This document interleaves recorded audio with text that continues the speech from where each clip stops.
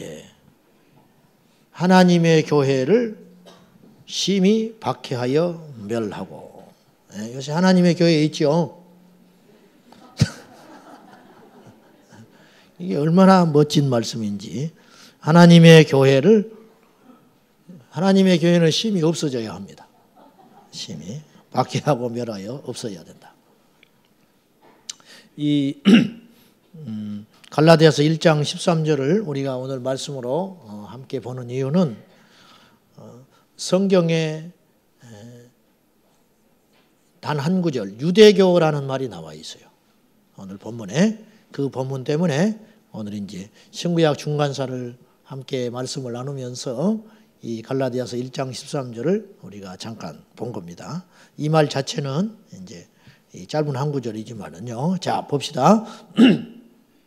신구약 중간사 오늘 이제 마치고 다음 주는 이제 신약을 연대기별로 이제 복음서를 공부하고 예수님의 일대기니까 그다음에 사도행전으로 넘어가서 사도행전에 바울 서신 13권의 책을 이제 전도여행 할 때마다 쓰여진 연도에 따라서 13권의 책을 우리가 공부하겠습니다. 지금 새벽 기도도 그런 식으로 진행을 해요. 그래서 데살로니가 전서 후서 이제 했고요. 고린도 전서를 하고 있는 중이에요. 고린도 전서가 전 후서가 마감이 되면 이제 갈라디아서를 이제 공부하고 이런 식으로 연대별로 합니다.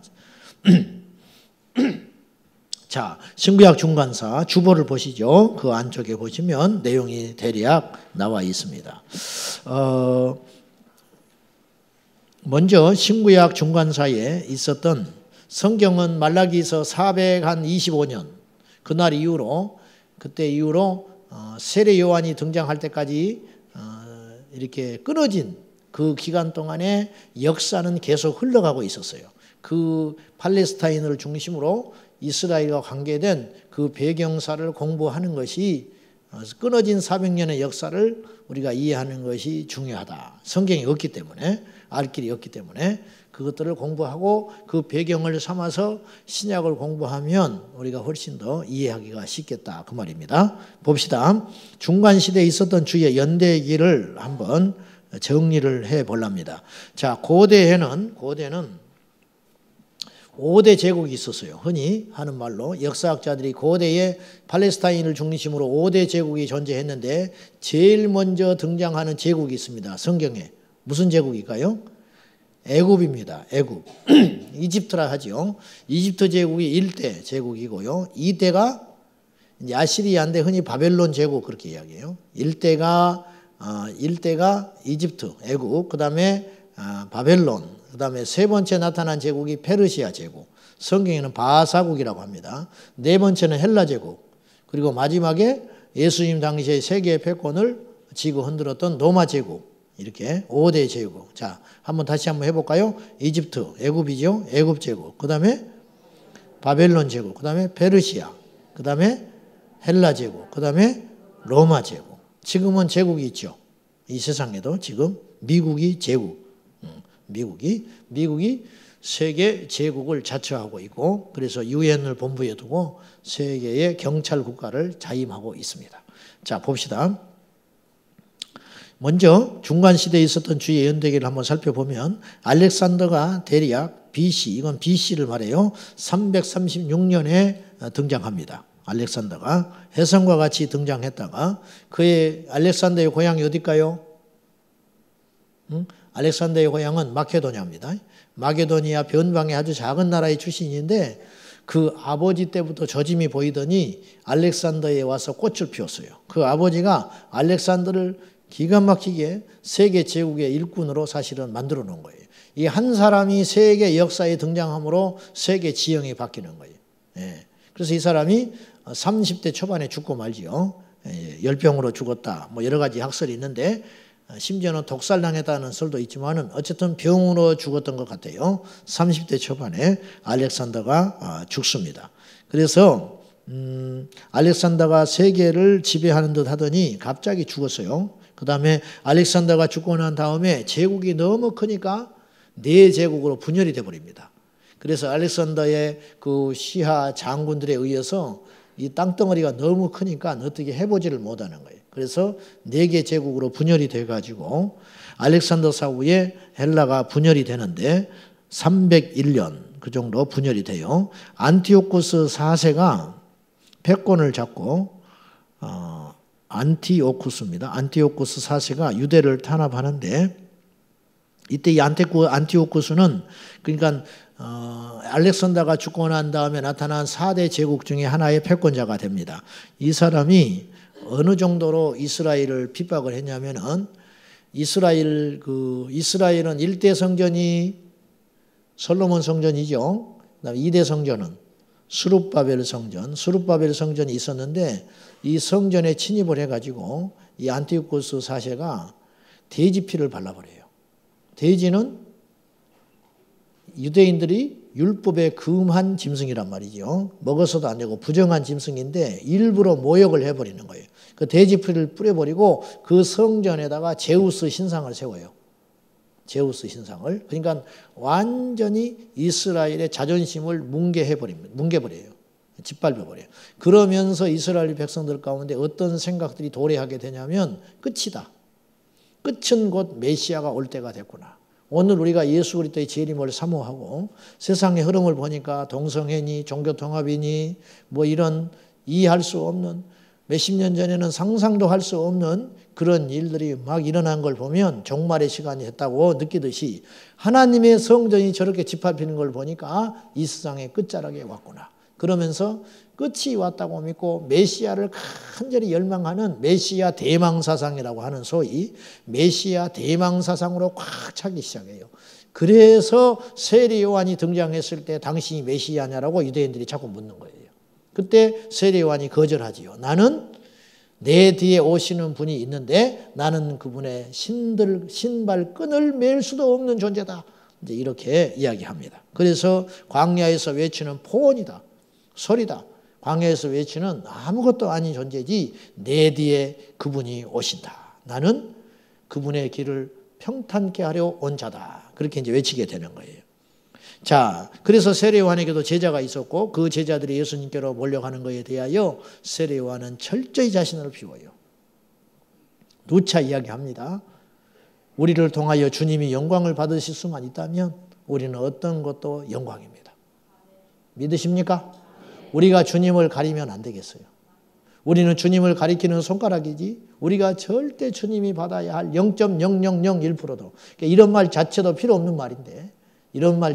없는 말인데 절대로 사람의 영광을 취하지도 말고 사람의 영광을 구하지도 말고 사람에게도 인정받지 마라. 어쩌면 이것이 우리의 마지막 시험이 될지도 몰라요. 아시겠습니까? 고난은 겪더라고 사람이. 고난은 인내하고 참더만요. 근데 광야길은 참는데 가나안 땅에 가서 망가지는 거예요. 가나안 땅에 가서. 이런 사람들 우리가 주변에서 숱하게 보지 않습니까? 목회자도 보고 성도도 보고 어떤 사람들도 우리가 숱하게 보고 있잖아요. 네. 한번 따라합시다. 죽으려면 무슨 짓을 못해? 죽으려면 그런 짓을 하면 되는 거예요. 죽으려면. 언제부턴가 섭섭한 마음이 생기고 언제부터인가 나를 이렇게 취급하나 뭐 그런 생각이 들고 그건 아주 못된 생각이에요. 그런 생각이 딱 들어오면 밥숟가락을 딱 놔야 돼요. 네? 그런 생각이 딱 들어오면 밥숟가락을 딱 놓고 골방으로 들어가라. 네? 밥숟가락로. 로이드 존스 목사님이 유독 설교가 잘 됐을 때 기가 막히게 설교가 잘 됐을 때 성도들이 막 반응이 보이거든요. 그러면 나갈 때 본인을 보고 그렇게 감격해하고 울 것이 뻔하니까 그날은 성도들과 인사를 하지 않고 자기 서재로 들어가서 숨어버렸다는 거예요. 숨어가지고 유명한 당대의 최고의 설교자들, 고대의 설교자들을 쭉 설교집을 읽으면서 나는 설교한 것도 아니다. 이분들에 비하면 내 설교는 형편없다. 그러면서 그분의 표현에 의하면 하늘로 올라갔던 마음을 땅으로 가라앉혔다. 그렇게 이야기했다. 아무것도 아니에요, 우리는. 여기만 아멘 안 해요. 아무것도 아니에요. 저쪽 동네 아무것도 아니에요. 아무것도 아니에요. 아무것도. 티끌과 같은 존재라. 그래서 안디오코스 4세가 유대를 엄청나게 핍박해버립니다. 엄청나게. 그때 여기에 반발하여 유명한 마카비 형제 혁명이 일어나요. 마카비는 무슨 뜻이라고 그랬어요? 쇠 망치라. 원체 강한 용사였던 것 같아. 단단하니 보이잖아요. 망치. 그래가지고 이들이 핫스몬 왕조를 세워요. 그래서 일시적으로 유대가 독립을 해요. 1948년에만 독립했던 게 아니고 일시적으로 독립을 해가지고 약 한 100여 년 정도? 100여 년 정도 유지를 합니다. 그러다가 로마 폼페이우스가 BC 63년에 예루살렘을 침공해 가지고 이제 예루살렘을 쑥대밭으로 만들면서 그 독립되어 있던 핫스몬 왕조 약 100여 년, 그러니까 142년에 탄생한 핫스몬 왕조가 한 7, 80년 유지했네요. 이것을 다시 완전히 없애버려요. 그래가지고 예루살렘을 로마가 다시 집어삼켜버립니다. 그러니까 헬라 제국이 기울어지고 새롭게 나타난 로마 제국에 의해서 이 이스라엘이 다시 이제 속국이 되는 그런 과정에 있는 것이죠. 그러면서 BC 37년에 헤롯이 유대 분봉왕으로 임명되어 옵니다. 헤롯이 3명의 헤롯이 나온다고 그랬어요. 성경에. 1대 헤롯, 이 사람을 헤롯 대왕이라고 그래요. 구별하기 위해서. 1대 헤롯을 헤롯 대왕이라고 그러는데 이 헤롯 대왕이 BC 37년에 유대의 분봉왕으로 임명돼서 로마에 의해서 유대의 분봉왕으로 임명이 돼가지고 유대를 통치하면서 이 헤롯 대왕이 살았을 때 예수님이 탄생한다고요. 그래서 누가복음에 보면은 2살 이하의 아이들을 다 죽이라고 명령한 사람이 동방박사를 만나고 죽이라고 명령한 사람이 1대 헤롯 대왕이에요.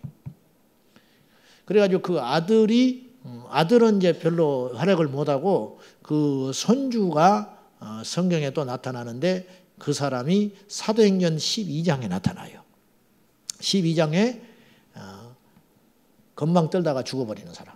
충이 먹어가지고 호유하매 옛날 성경에 호령을 쫙 했어요. 무무백관을 다 모아놓고 이리 오너라 그러면서 일장 연설을 하니까 그 목소리가 얼마나 우렁차고 아름다웠는지 주변에 있는 아부꾼들이 막 아부를 했어요. 그러니까 그 영광을 하나님께 돌리지 아니하고 자기가 그 영광을 받음으로 충이 맞아 죽었다. 그런 말이 나와 있어요. 그러니까 그날쯤에 갑자기 죽어버렸는지 며칠 있다 죽었는지 어느 날 죽어버린 거예요. 영광을 하나님께 안 돌리면 죽어요. 무시무시한 이야기들이 자꾸 나오네. 근데 그렇게라도 해서라도 겸손해야 돼. 하여튼 뭐 죽으려면 무슨 짓을 못해요. 그러니까 제일 죽기 쉬운 게 건방지면 죽어. 건방지면 두말할 것 없어요. 건방지면 죽고 변질되면 죽고 타락하면 죽는 거예요. 아멘 하시오. 그래서 그렇게 하면 어떻게 하라고요? 교만한 마음이 슬금슬금 올라오면 어떻게 하라고요? 숟가락을 놔라. 죽으라는 뜻이 아니고 금식해라는 거예요. 그건 혈기가 살아있어서 그러는 거니까. 섭섭한 거 혈기가 있어서 그래. 우쭐한 거 혈기가 있어서 그래. 비교하는 거 혈기가 있어서 그래. 막 자랑하고 싶은 거 혈기가 있어서 그래. 남을 우습게 여겨지는 거 이것이 내 안에 혈기가 있어서 그런 생각이 드므로 천하장사 없어요. 그러니까 이정현 대표처럼 단식하러 들어가는 거예요. 그분이 기독교인이더만요. 기독교인인데 이제 그분이 혈기가 다 죽어가지고 이제 말할 힘도 없이 이제 누워 있어, 쓰러져 있어. 이제 그렇게 됐는데 참 얼른 풀려야 할 텐데 그렇습니다. 자, 아무튼 그래서 이제 그 다음에 성경에 세 번째 헤롯이 등장해요. 근데 그 헤롯이 이제 급사해서 죽어버리고 그 다음에 이제 사도 바울의 재판에 관여한 헤롯이 나와요. 헤롯 아그리빠인가 안티오쿠스인가 둘 중에 하나인데 제가 헷갈리네. 사도행전 12장의 아그리빠요. 그 다음에 바울의 재판에 관계했던 사람이 안티오쿠스인가. 아주 둘 중에 하나야. 근데 뭐 남의 가문까지 나는 별로 알고 싶지 않고 어쨌든 둘 중에 하나예요. 이름이 간단하고 좋은데 우리나라는 세자 딱 좋은데 이름을 복잡하게 해가지고 자 그래요. 자 그래서 헤롯이 BC 20년에 이스라엘 백성들의 마음을 얻기 위해서 환심을 살려고 성전을 착공합니다. BC 20년에. 그래가지고 AD 63년에 성전을 완공해요. 그러니까 시작한 사람과 완공시킨 사람이 다르다는 것이죠. 그래서 헤롯 성전이, 그러니까 예수님 당시에는 헤롯 성전이 완공이 안 돼 있고 지어지고 있었어요. 그러니까 지어지고 이렇게 골격만 나와 있어서 있는데도 불구하고 그 성전이 얼마나 대단한 건축물이었는지 예수님의 제자들이 이 성전을 보라고 이렇게 하잖아요. 그러니까 이 성전을 보느냐, 이 성전이 돌 위에 돌 하나도 남지 않게 다 멸망하리라, 무너지리라. 그러니까 주여 언제 그런 일이 일어납니까? 그러니까 제자들이 이 어마어마한 건축물인 성전이 무너질 정도면 종말이라는 거예요. 그러니까 그때는 이 세상에 끝이 올 것 같은데 언제, 그리고 어떤 징조가 있사오리까 그러면서 헤롯 성전이 무너지는 것을 주님의 이 세상의 마지막 종말과 연결시켜서 제자들이 말을 할 만큼 헤롯 성전은 무너질 수 없다고 믿었던 건축물 중에 하나였다는 거예요. 어마어마한 건축물. 근데 그대로 예언됐어요. 돌 하나의 돌도 남지 않게 헤롯 성전이 무너지고 말았어요. 그 지붕이 황금으로 되어 있었기 때문에 이 티투스 장군이 와서 이 헤롯 성전에 불을 질러버리므로 열에 의해 가지고 이 금이 녹아가지고 이 돌과 돌 사이에 끼어가지고 이게 금이 스며들어가 버린 거예요. 그러니까 로마 병사들이 이 금을 캐기 위해서 돌과 돌을 다 깨버렸어요.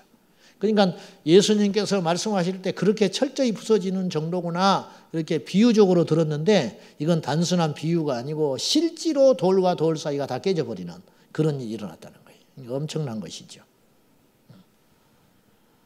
심지어는 이런 말도 해요. 예수님이 십자가에 달리실 때 빌라도가, 총독 빌라도가 놔주려고 하잖아요. 그때 그 죄를, 그 저주를, 그 벌을 우리와 우리 후대에게 돌리소서 유대인들이 그렇게 소리친다고요. 근데 그대로 됐어요. 그래서 600만 학살을 그렇게 해석하는 사람도 있어요. 사실은 뭐 저는 그렇게까지는 생각 안 하지만은 성경은 절대로 1.1핵도 빗나간 책이 아니고 성경은 오늘날 우리 역사 가운데 일어나는 걸 안다면 전율이 일어날 정도입니다. 여러분이요, 제가 그런 것들을 가끔씩 한 번씩 이야기하지요. 여러분이요, 성경을 믿으십시오. 성경을 붙잡으세요. 인간의 감정과 표적과 은사는 조금씩 변질이 되기도 하고 우리를 흥분시키는 힘은 있을지 모르나 우리를 강하게 자극시킬 수 있는 힘은 있을지 모르나 일관성이 없고 이게 망가지는 경우들이 많아요. 그러므로 우리는 말씀으로 돌아가야 하겠습니다. 자, 그래서 성전을 착공했다가 63년에 완공을 했는데 7년 만에 무너져 버려요. 티투스 장군이 예루살렘에 침공해가지고 80년 가까이 지어놓은 성전이 7년 만에 7년을 유지하지 못하고 이 성전이 무너져 버립니다. 여러분이요, 사람이 세운 바벨탑은 무너지는 거예요. 하나님의 역사는 영원하는 거예요. 고린도전서 3장 16절에 참 성전은 눈에 보이는 성전이 아니라 너희가 성전이라. 너희 몸에 하나님의 성령이 계시는 것과 너희들이 하나님의 성전인 것을 알지 못하느냐. 우리 안에 우리가 성전이라. 걸어다니는 성전. 할렐루야. 어떤 성전은 큰 성전이 있어요. 어떤 성전은 막 이렇게 큰 성전이 있어. 어떤 성전은 좀 낮은 성전이 있어. 어떤 성전은 막 보기에 부담스러운 큰 성전이 있어. 이렇게 안 웃는 분들은 도무지 방법이 없어요.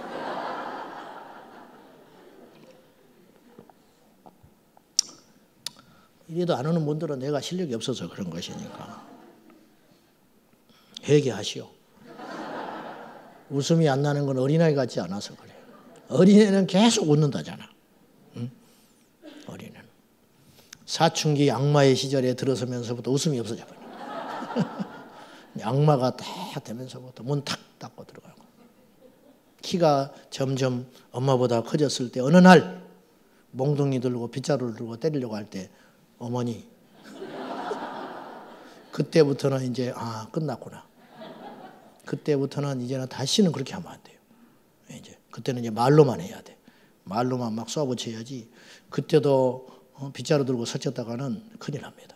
그때는 힘으로 능으로 안 돼요. 그때는 아시죠? 네, 아시지. 우리 새끼도 뭐가 그렇게 불만이 많은지 입이 이렇게 나와 있어요. 그렇지 않아도 나와 있는 입이 입술이 이렇게 투고 가지고. 그래서 내가 보기만 하면 입 넣었다가 또 좀 있으면 또 튀어나오고. 잘 안 되나 봐 자기도. 이게 이빨이 생긴 게 그 모양이라. 자, 사담이고요. 유대 땅을 지배했던 지배자들이 있었어요. 아까 5대 제국이 있었다고 그랬는데 바벨론, 페르시아, 헬라 제국은 그리스 문화를 말하지요. 그 다음에 헬라 제국이 무너진 다음에 4대 제국으로 나눠진 다음에 그 알렉산더의 부하 장수였던 프톨레미 왕조가 만들어지고 그 다음에 셀주크 왕조가 세워집니다. 그 다음에 로마 제국. 그래서 이 안티오쿠스 4세는 아마 셀주크 왕조가 아닌가 싶어요. 제가 그것까지는 잘 못 살펴봤습니다. 자, 그렇게 해서 유대 땅을 계속 번갈아 가면서 지배하는 거예요. 우리나라도 5,000년 역사 가운데 어마어마한 피해를 많이 봤잖아요. 중국이 와서 한번 때리고 일본이 와서 한번 때리고 계속적으로. 그래서 이제 근세기에는 또 중국이 건너와가 중공군이 내려와가지고 삼판성이 토막내고 막 이런 열강들의 어떤 집합소. 지금도 만만치 않지요.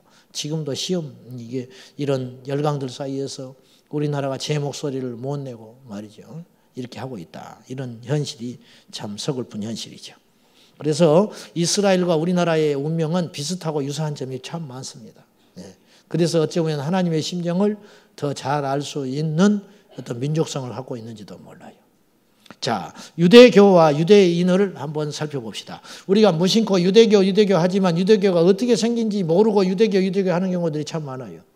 오늘 아까 갈라디아서 1장 13절에 유대교가 나왔지요.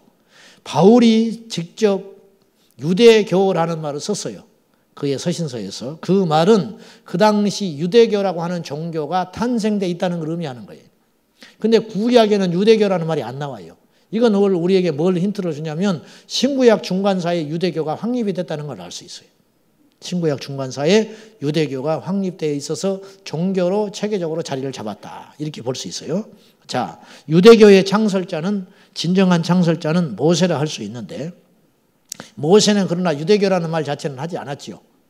모세가 만들어놓은 하나님으로부터 계시받는 율법의 모태로 해서 유대교가 창설되었기 때문에 유대교는 모세 율법을 초월해서는 상상할 수 없는 종교이기 때문에 유대교를 만든 자는 모세라 그렇게 할 수 있지만은 모세 자신은 사실은 그렇게 말을 하진 않았지만 유대교는 인정하든 인정하지 않든 기독교의 전신이고 모태가 된다고 할 수밖에 없어요. 단지 유대교는 신약이 없어요. 유대교는 예수 그리스도를 구주로 인정하지 않고 지금도 그들은 메시아를 기다리고 있는 것입니다.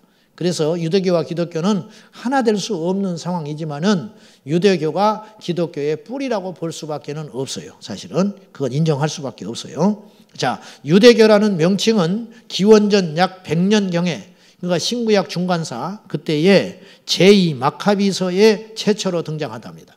마카비서는 공동번역 가톨릭 신자들이 사용하는 공동 번역에 보면은 우리가 갖지 않은 성경 구약에 몇 권이 더 있는데 추가되어 있는데 그걸 합하여 공동 번역이라고 하는데 거기에 마카비서가 나와요. 거기 마카비서에 유대교라는 말이 최초로 등장한답니다.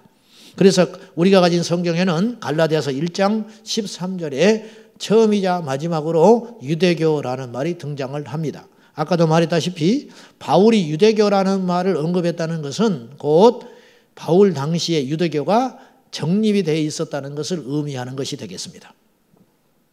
유대인이라는 말은 국적이 이스라엘 사람들로서 유대교를 믿는 사람들을 유대인이다 그렇게 말을 해요. 유대 혈통으로서 히브리 민족의 혈통, 히브리라는 말은 비루한 자다 그런 뜻이에요. 그러니까 유대인들이 갖는 이름이 세 가지라고 볼 수 있어요. 하나는 히브리인, 하나는 이스라엘 백성, 또 하나는 유대인. 이게 같은 말입니다.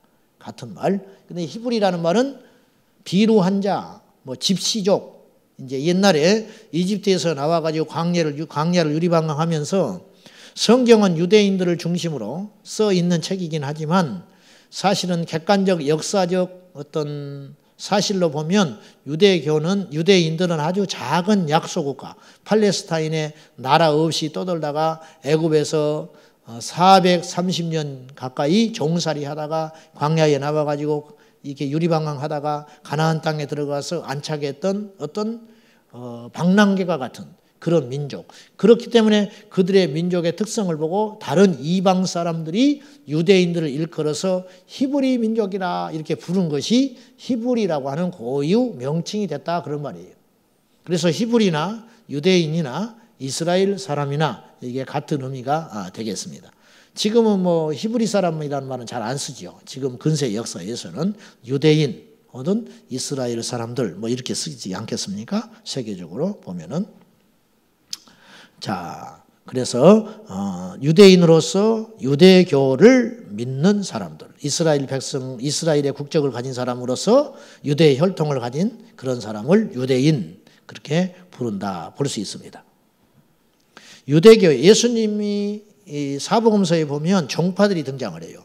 구약에 없는 종파들이 등장한다고 그랬죠. 구약에 없었던 종파들이 사복음서에 등장하는 이유는 뭐냐면 신구약 중간사에 이 종파들이 생성이 됐다는 것을 알 수 있는 것입니다. 자, 그러면 이 종파들을 몇 가지로 살펴보는 것이 사복음서를 보고 신약을 연구하는데 조금이나마 도움이 될 것 같습니다. 자, 바리새파. 바리새라는 말은 파리슘, 페리슘이라는 히브리에서 말에서 왔다고 그랬어요. 이 페리슘이라는 말은 분리된 자, 분리되다 그런 뜻이라 했습니다. 마귀가 디아볼로라는 이름을 갖고 있어요. 근데 마귀라는 이름도 분리자라는 뜻이에요. 근데 이 바리새하고는 같은 말은 아니지만, 근데 이제 이 마귀의 이 디아볼로는 헬라어고 이 페리슘은 히브리어입니다. 그러니까 같은 어근은 아니지만 분리되고 나뉜다는 뜻은 사실은 우리나라 한글로는 비슷한 뜻을 갖고 있어요. 그러니까 바리새파가 마귀다 그런 뜻은 아닙니다. 이제 참고로 AD 145년경에 바리새파들이 등장하기 시작하는데 조상들의 전통을 중시했습니다. 그리고 이들은 영혼의 불멸과 부활 그리고 영생을 믿는 자들이에요. 이게 천사 믿어요. 천사, 내세, 부활, 영들의 세계 이런 거를 철저히 신봉하는 말씀 근본주의자들. 천사가 있다. 말씀에 의하면. 죽은 다음에 사람은 어딘가를 간다. 이걸 철저히 믿는 사람들이죠. 그들은 행위로서 구원에 이를 수 있다고 믿고 있는 사람들이었어요. 그러니 아는 것과 행함은 항상 괴리감이 생기거든요. 여러분 아는 대로 살 수 있어요? 그거 쉽지 않아요. 모르는데 행동하는 것은 거의 불가능하고요. 알면서도 다 따라가지 못할 때가 많잖아요. 이것이 심해지면 뭐라고 하냐면 이 관객이 클수록 외식한다 그러는 거예요. 이 관객이 클수록 외식한다. 누구든지 다 외식적인 부분이 조금씩 있어요. 조금씩. 근데 이 차이를 줄여가는 삶이 우리 성도의 삶이어야 한다. 그랬죠? 그때 능력이 나타나는 거예요. 우리 세상 사람들이 우리를 향하여 실망하는 이유는 외식의 이 크기가 클수록 그러는 거예요. 여러분, 한 사람을 실족시키는 건 외식할 때 실족을 시켜요. 겉과 속이 다를 때. 제가 자주 말하지만은 옥하는 목사님이 들었던 목회자로서의 최고의 훈장은 이것이라고 생각해요. 앞마당과 뒷마당이 같았던 분이다. 저는 그것이 최고의 영광스러운 칭찬이라고 생각해요. 그러니까는 그분이 말한 거는 그분이 그렇게 진짜 살 것처럼 느껴지는 거, 이게 힘이거든요. 이게 엄청난 힘이에요. 이때 권위가 생기는 것이죠. 이때 권위가 생겨. 사람들은 알아요. 저 사람이 말만 하는지 저 사람이 그렇게 사는지 안다고요. 그죠? 바리새인들을 사람들이 알았어요. 저분들은 기도하고 율법은 많이 공부하는데 그렇게 살지는 않는 사람이라는 거. 이걸 알고 있었단 말이에요. 그걸 외식이에요. 예수님은 회칠한 무덤이라고 그랬어요. 회칠한 무덤. 오늘 그러한 목회자와 성도들이 저를 포함해서 점점 많아지고 있습니다. 이게 서글픈 현실입니다. 이것이 서글픈 현실. 성경에 나타나는 바리새인 중에 대표적인 인물이 니고데모고 바울도 바리새인이었다고 스스로를 고백합니다. 내가 바리새인 중에 왕바리새인이었다. 나는 바리새인 중에 바리새인이었다. 그러니까 바리새인도 또 차별이 있었나 봐요. 그 중에 나는 진짜다. 얼마나 철저한 율법 신봉자였는지 그의 고백을 통해서 알 수 있다 이것입니다. 오늘날도 교회 안에 바리새인이 있을까요? 없을까요? 누구? 우리 교회에서 바리새인 누구요? 회개하시오. 회개. 저를 찾아오세요. 니고데모가 찾아왔듯이. 네가 예수냐 내가 찾아가기에 또 빨리 그런 찾아오지 마시고 머리 아프니 다 바리새인적인 게 있죠. 이 땅에 크리스찬들이 저를 포함해서 조금씩 다 바리새적인 요소들이 있다고 말이죠. 분리된다는 뜻은 좋은 쪽이 아니에요. 좋은 의미로 뭐 세상과 분리되고 거룩하게 살았다 그러면 좋은 뜻인데 속된 사람들과 스스로 나뉘어져 가지고 자기들이 우월감 속에 살았기 때문에 이게 페리심이라는 단어가 나오는 거예요. 이게 좋지 않은 단어로 나온 거죠. 두 번째는 사두개파입니다. 사두개파는 그 기원이 솔로몬 시대 제사장 중에 사독이라는 자가 있었어요. 사독 제사장의 후예로서 귀족 계급입니다. 귀족 계급. 이들은 성전 파괴, AD 70년에 성전이 파괴되면서 급속도로 무너져가지고 이 종파가 사라졌다고 하는데, 자, 보세요. 귀족이고 권세가 있었어요. 돈도 있었어요. 그러니까 천국 가고 싶을까요? 이 땅에서 계속 살고 싶을까요? 이 땅에서 계속 살고 싶어요. 여러분은 이 땅에 계속 살고 싶으세요? 천국 가고 싶으세요? 가난하구만. 가난해. 요새 뭐가 안 풀리고 있구만. 얼마나 감사해. 추가 가벼워야 얼른 올라가지. 추가 가벼워야. 추가 무거우면 못 올라가. 롯의 처처럼 자꾸 뒤를 돌아보게 된다고요. 아마 휴거될 때도 뒤를 돌아볼지도 몰라. 아이고 저거 아파트 이제 들어간 지 얼마 안 됐는데 주여 대출 갚은 지가 얼마 안 됐는데 이제 먹고 살만 한데 다음 달부터 연금 나오는데 천국에서 연금 받는 게 낫지. 이 땅에서 연금 받는 것보다. 뒤를 돌아보지 마라. 롯의 처는 뒤를 돌아봐가지고 소음기둥이 됐다. 세상을 그리워하니까. 너무 가진 것이 많으니까 이 사두개인들은 당연히 천사도 안 믿었고 내세도 안 믿었고 부활도 안 믿었고 지극히 이 땅의 것 눈에 보이는 거 이상하지요. 하나님을 믿는데 그런 세상을 갖고 있었어요. 참 희한한 거예요. 오늘날도 그럴 수 있어요. 오늘날 교회 안에 바리새파가 있고 오늘날 교회 안에 사두개파가 있어요. 다음 주에 교회 오실 때 주일 오후에 사두개파는 왼쪽에 이쪽에 앉고 요 가운데를 딱 중심으로 내가 다음 주에 그렇게 해볼 거예요. 바리새파는 이쪽으로. 그러니까 기도한다. 성령 충만파. 그럼 어디로 가야 돼? 바리새파에. 기도하고 성령 충만하고 막 주일 어쩌다가 범하는 사람을 보면 교회에서 눈을 막 신눈을 뜨고 잡아먹을지 쳐다보고 있는 그런 사람들. 저거 막 새벽기도 나오는 게 저것들이 권사야? 막 이렇게 눈을 휘두ring거리고 다니는 사람들. 그런 사람들은 이쪽에 앉아. 그런 사람들 이쪽에 앉고 돈이 최고다.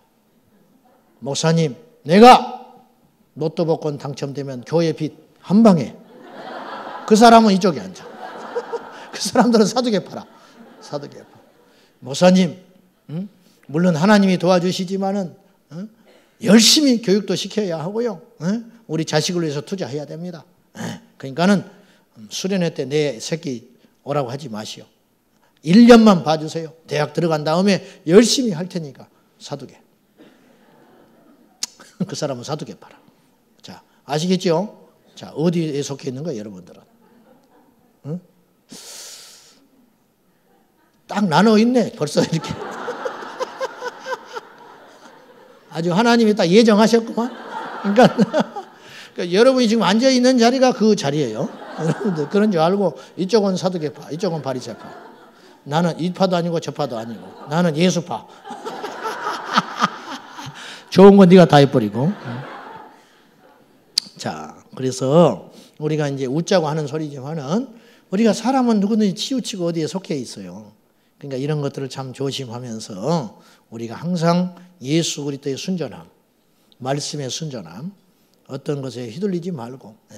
그러니까는 막 정치하는 사람들 있잖아요. 교회 정치, 막 뭔가 하고 싶어하는 사람. 목사님들 중에서도 죄송하지만 그런 분들이 계셔요. 그런 분들은 사두개파인 거야. 자꾸 현실적인 뭔가 장을 되고 싶고 뭔가 나서서 뭔가 인정을 받고 싶어 하고 막 이런 분들 있잖아요. 인간은 다 정치적인 존재거든요. 누구든지 다 그래요. 근데 이제 그런 분들은 사두개적인 거예요. 사실은 세상적인 것을 자꾸 그러는 거. 이제 은혜파, 성령파, 툭하면 금식 들어가고 말이죠. 툭하면 불러불러 하는 분들은 그런 분들은 바리새파다. 내가 바리새파 같으네. 나는 별로 정치에 관심이 없거든요. 내가 바리새파 같아. 제가 다음 주에 그쪽에 앉겠습니다. 앉아있네. 벌써 내 자리가 저기 있어요. 이야, 하나님이 예정하셔서 너는 바리새파 지금. 저기 내 자리인데. 자, 그래서 부활과 내세를 믿지 않았고 인간의 자유의지를 믿었어요. 내 운명은 하나님이 도와주기도 하지만 내 노력 여하에 따라서 달라질 수 있다. 지극히 현세적이죠. 교회 안에 있죠. 교회 안에 뭐 기도하면 다냐? 기도도 말이야. 우리가 뭔가 하려고 할 때 도와주시는 것이지. 사두개파. 사두개파. 뭘 걱정해? 기도하면 하나님이 다 해주셔. 바리새파. 자, 세 번째 에세네파. 에세네파는 BC 20년경에 출현했다고 봅니다. 청빈한 독시 생활과 수도원적 영성, 성전 멸망 후에 흩어져 버렸습니다. 그러니까 굉장히 그 수도원적 영성, 세속 끊고 오직 물들지 아니하고 이 개인의 경건과 그러니까 세상 부질없다. 세상 다 부질없고 오직 개인 구원 그리고 하나님과의 깊은 영적 교제 이런 것에 대해 깊이 관심이 있었던 그런 사람들. 이 사람들을 에세네파라. 근데 성경에 보면 세례 요한이 에세네파에 가까워요. 그러니까 세례 요한이 스스로 나는 에세네파다 그렇게 말한 적은 없어요. 그렇지만 우리가 학문적으로 구분을 해볼 때 세례 요한은 광야에서 약대 털옷을 입고 석청, 꿀을 먹으면서 야생마처럼 외쳤잖아요. 그러니까 에세네파의 영성이 있는 거예요. 그러니까 무슨 세력을 만들어가지고 뭘 하려고 한다든지 뭔가 정치적인 야욕을 갖는다든지 뭔가 막 그런 사람이 아니고 홀로 외로운 총제비처럼 광야에서 막 거칠 것 없이 왕도 안 무섭고 어떤 정치적인 세력도 무섭지 않고 뭐 종교적으로 뭐가 자기가 욕심이 있어야 뭘 아부를 하든지 뭐 정치적인 욕심이 있어야 뭘 넘보고 하지요. 그럼 뭐 하나 부러운 것도 없고 무서운 것도 없어. 그냥 광야에서 듣든지 아니 듣든지 외치는 거예요. 그리고 소신껏 외치다가 하나님께 간 이제 풍운하처럼 살았던 이 사람이 바로 에세네파일 가능성이 많다. 이렇게 얘기하는 거예요. 요즘으로 말하면 좋은 것만 한 거예요. 무스탕이 있고 꿀 먹고 했으니까 정말 기적으로 살았지요. 세례 요한이. 자, 네 번째 헤롯 땅. 헤롯 땅은 마가복음 3장 6절에 나와요. 그 이름에서 알다시피 헤롯 왕조를 지지하고 응원했던 사람들이에요. 그러니까 헤롯 왕조에 줄을 대가지고 부스러기가 떨어질까 했던 사람들. 그러니까 이 사람들은 사두개파보다 더 정치적인 사람들이에요. 아주 정치적인 사람들. 간사하고. 그래서 헤롯 왕조의 흥망성쇠에 의해서 자신들의 운명을 거는 그런 사람들이죠.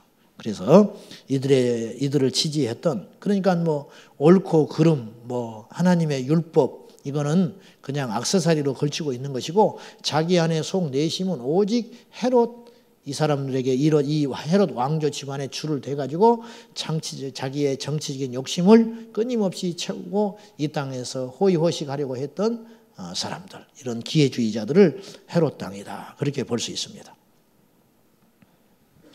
자, 그 다음에 열심당이라고 나와요. 열혈당이라고도 하는데 흔히 열심당, 시카리라고 합니다. 시카리라는 말은 단검으로 무장한 사람들 이런 뜻이에요.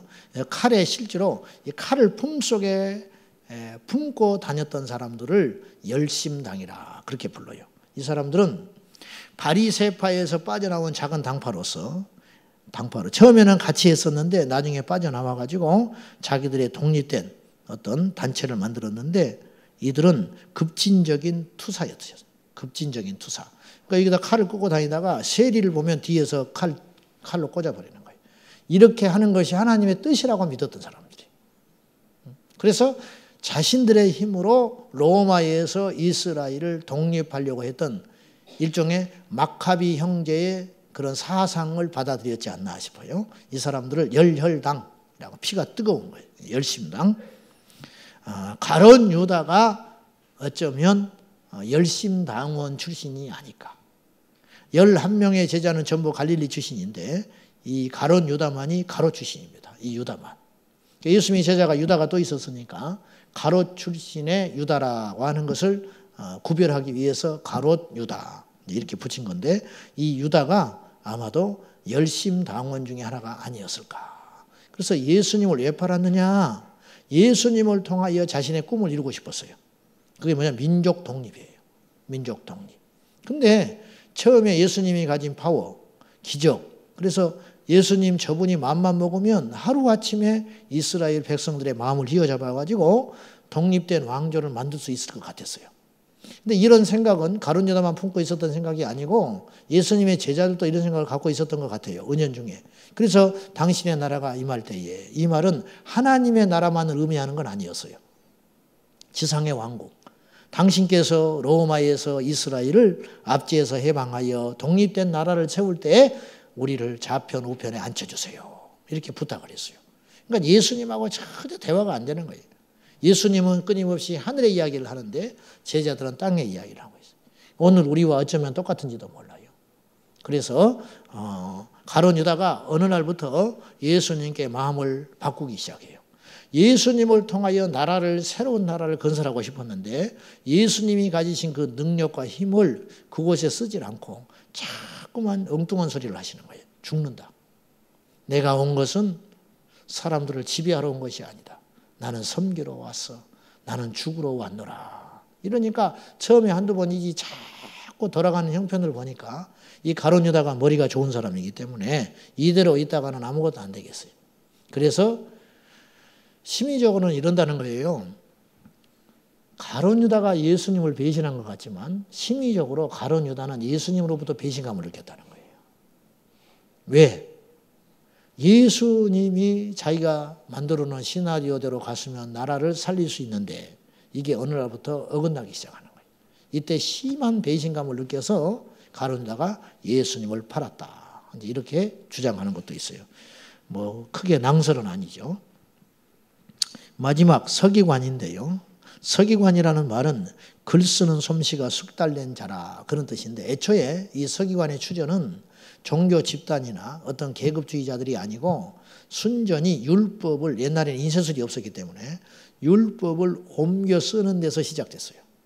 그러니까 이 하나님의 말씀을 옮겨 쓰다 보니까 말씀을 잘 알게 된 거예요. 그래가지고 일종의 종교 당파가 돼버린 거예요, 이들이. 그래서 예수님 당시의 서기관은 단순히 성경을 필사하는 필사자들을 국한하지 않고 자신들의 이미 어떤 힘과 세력을 갖춘 존재들로 당파로 완성되어 있었어요. 이들을 서기관. 근데 하는 행동과 믿음의 양태는 바리새인과 아주 흡사했어요. 왜냐?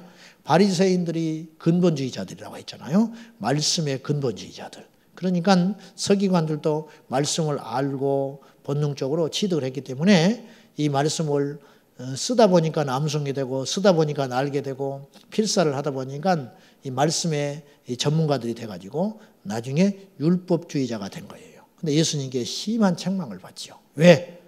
외식 때문에. 아는데 안 살았어.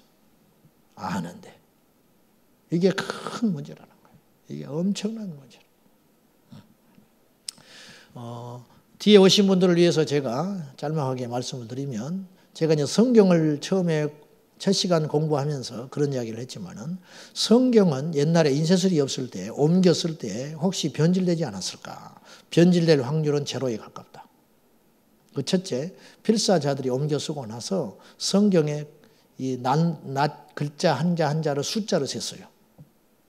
그러니까 여기에 15만 자면 옮겨 쓴 책자에 글자를 셌어요. 하나하나 단어를 세가지고 글자 수가 15만 개가 돼야 돼요. 15만 1개다. 그러면 어디서 오류가 난 거지요. 그러면 그건 없애버렸어요. 그리고 두 번째 검증을 했는데 원본이 있잖아요. 원본. 원본을 이렇게 아무 데나 뚝 펴요. 그러면 사본 이쪽도 아무 데나 딱 피는 거예요. 그리고 딱 찝어요. 찝었을 때 이 찝는 이 글자 그 자리에 그 단어 그가 이쪽에도 그 자리에 딱 위치해 있어야 돼요. 그러니까 글자 배경, 간격, 크기까지도 어느 정도 똑같이 일관성 있게 이런 철저한 검증의 검증 절차를 밟았기 때문에 성경은 사실은 틀린다고 하는 것은 있을 수 없는 일이에요. 그리고 이 이스라엘 백성들 마음속에 벌써 이 말씀 이꼬로 하나님이라고 하는 의식이 강했기 때문에 이 성경을 필사하다가 야훼라는 말이 나오면 벌벌벌 떨었어요. 이걸 함부로 못 썼어요. 그렇게 엄중하게 생각을 했기 때문에 이걸 틀린다고 하는 것은 상상할 수 없는 일이에요. 그러니까 요즘에 우리가 생각해 보면 쉬워요. 어떤 분은 성경을 한참 유행했죠. 필사했잖아요. 성경 필사했는데 요새는 또 좀 안 하대요. 근데 한참 필사할 때 보니까 두 부류가 계시더만요. 성경을 필사할 때 이렇게 틀리면 화이트로 지우는 사람이 있어요. 지워가지고 덧칠해가지고 이렇게 나가는 분이 있고, 두 번째 어떤 분은 아예 한 글자라도 틀리면 성경을 다시 쓰는 사람이 있더라고요. 야, 독한 사람이래. 이 사람이 서기관이야. 이 사람. 그러니까 한 글자라도 정신을 깜빡해가지고 써야 되는데 안을 써버렸다. 그러면 나 같으면 화이트 지워서 그냥 이렇게 하겠는데 그걸 아예 처음에 창세기로 다시 돌아가서 다시 쓰는 사람입니다. 뭐하러 그럴까? 그래서 제가 서울에 있을 때 새벽기도 끝나고 이분이 1년인가 2년 동안 성경을 타이핑한 분이 계셨어요. 권사님이. 타이핑을 해. 새벽기도 끝나고 한 2시간씩. 쓴 것도 아니고 이분은 타이핑을 했어. 컴퓨터로. 그걸 읽고는 그걸 이제 다 친 다음에 나한테 그러더라니까요. 아이고미 이제 성경이나 읽어야겠네. 그러대. 무슨 말인지 모르시는구나. 그동안 2년 동안 친 거는 성경을 치느라고 머릿속에 안 들어왔다는 거예요. 이제 성경 읽어야겠대. 그리고는 손목이 나가버렸어요. 계속 파스 붙이고 다녀요. 그래서 왜 그러세요? 그랬더니 이거 치느라고 이게 손목이 나가버렸다는 거예요. 저한테 시간만을 주면은 1시간 만에 그거 다 할 수 있는데 복사해가지고 컴퓨터로 복사해서 다 붙여넣기 하면 간단한데 그걸 왜 치고 계셨을까? 내가 속으로. 근데 그 마음은 대단한 거예요. 제가 말씀드리려고 하는 건 뭐냐면은 지금 이 시대 율법의 아래 놓여 있지 않은 우리도 성경을 이렇게 엄중하게 생각하고 온갖 정성을 다들여서 필사를 하는데 고대에는 우리가 지금 생각했던 그 엄중함보다 100배, 1000배는 클 거 아니에요. 그러니 성경을 틀리게 쓰라고 해도 못 써요. 무서워서. 그러니 성경은 첨언되거나 삭제될 수 없는 책이라는 것을 우리가 상식적으로 알고 이 성경에 대한 의심이나 이 성경에 대한 오해나 혹은 편집자적인 그리고 무슨 이단자들이 우리 성경을 공격해낼 때 그런 것들에 미혹되지 말고 우리 하나님께서 우리에게 주신 이 성경을 깊이 사랑함으로 예수님의 이름으로 승리하는 저와 여러분 꼭 되셔야 하겠습니다. 서기관들은 율법을 수기로 복사하던 내의인들로서 내의인 중에 성경을 옮겨 쓰는 필사자들을 일컬어서 서기관들이라 그렇게 말을 합니다. 그들로서 역시 외식하는 자들이라 그렇게 불리워졌습니다. 다음 주부터 이제 신약을 또 공부하겠습니다. 끝! 기도하겠습니다. 하나님, 우리에게 복음을 주셔서 감사합니다. 구약의 이분들은 이렇게 처절히 열심히 살았건만 예수님을 마음에 둘 만한 여유가 없었습니다. 자기들의 자아가 너무 강해서 자신들이 가진 율법주의가 너무 강해서 자기들의 의가 너무 강해서 예수님을 모실 수가 없었습니다. 주여 오늘 우리에게 영적인 눈 떠지고 복음의 눈이 열려져서 예수 그리스도를 마음속에 영접할 수 있도록 은혜 내리워 주시옵소서. 우리 주께서 주신 성경을 사랑합니다. 우리 주님께서 주신 믿음을 사랑합니다. 우리 주님께서 주신 교회와 주님께서 주신 이 위대하고 거룩한 믿음의 전통들을 사랑합니다. 주여 이 모든 역사 위에 참된 믿음으로 꽃피어갈 수 있도록 인도해 주옵소서. 예수님의 이름으로 간절히 기도하옵나이다. 아멘.